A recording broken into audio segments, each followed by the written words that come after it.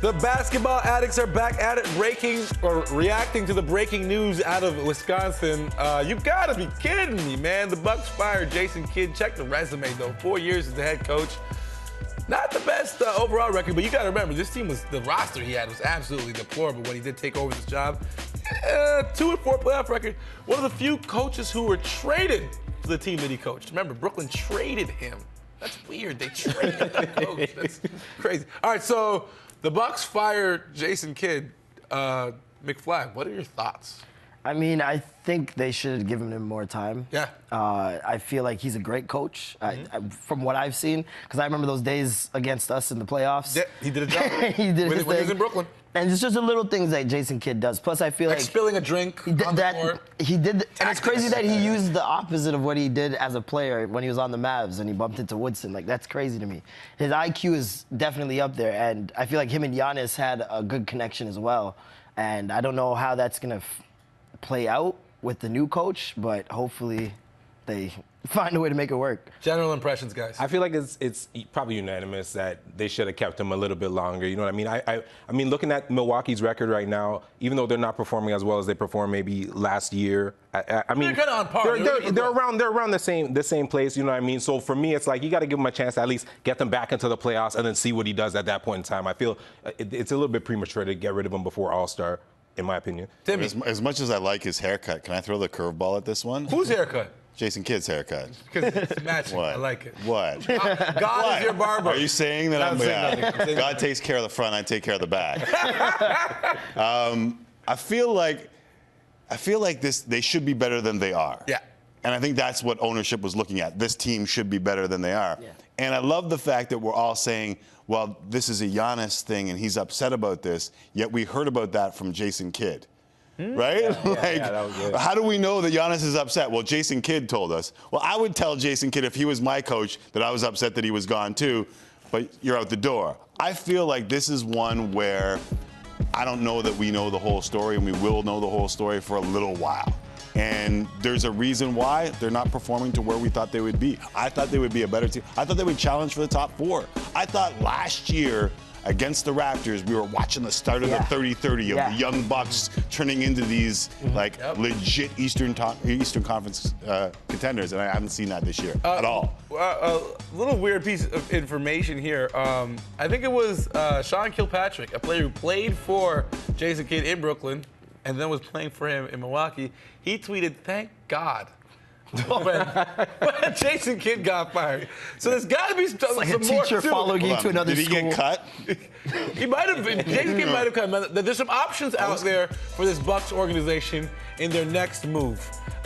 Monty Williams, of course, coming back from just an awful situation with his family, but we're not sure if he's ready to become a full-time participant in the NBA right now, handling what he's handling. Data boss, David Fizdale, dying for him to get another gig in this league. That's who I thought would have been the obvious choice. He feels like an obvious. Keeping it close to home, Jerry Stackhouse, the word is out about the job he's done with the 905.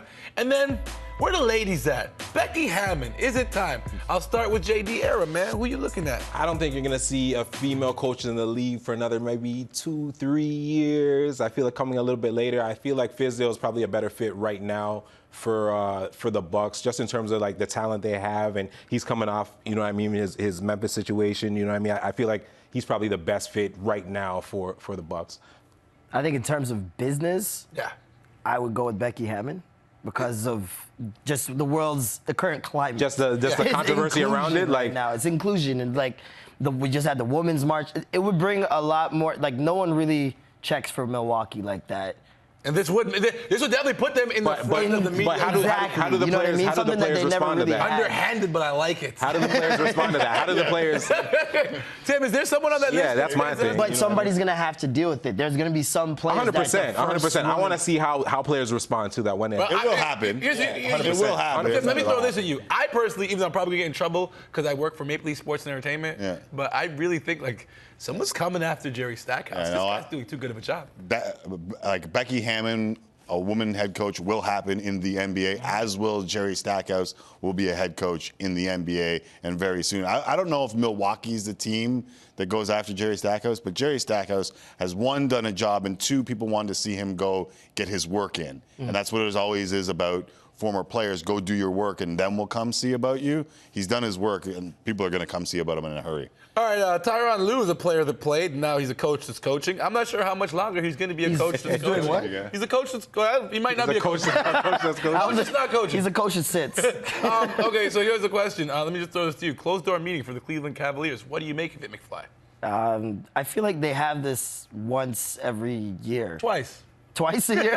Like every year there's a, but I feel like that's also a thing that's unique about wherever team that LeBron goes to. Yeah, he makes sure that it's a group thing and like that everyone's included. And like, I'm pretty sure they have group chats and all that stuff. And to be honest, last night, I think it was Kevin Love. I don't know if you guys saw when he reached up, he was on the floor, reached up for somebody to grab him and Jay Crowder just just gave him a glance and kept it moving.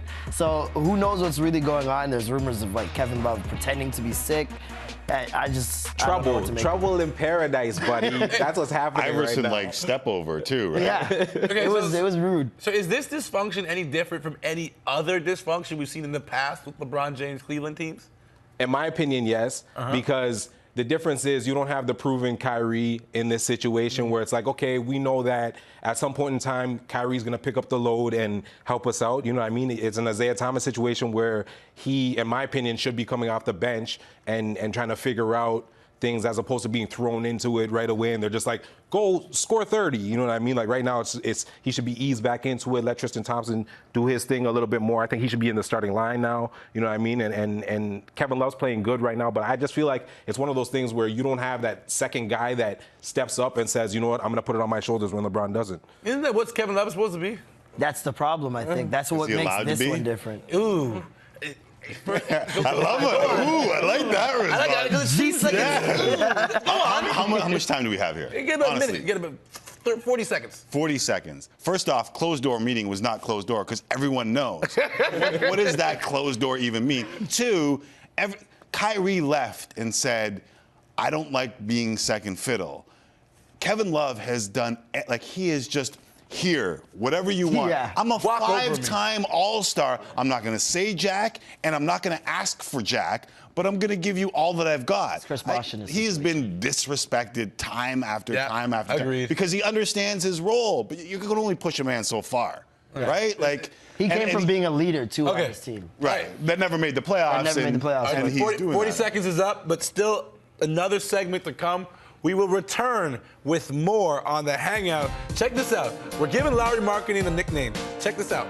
Lowry Legend. You like it? Because No. it's like Larry Legend. No. No? Maybe. Well, I didn't come up with the nickname. It was I Dwight. thought it.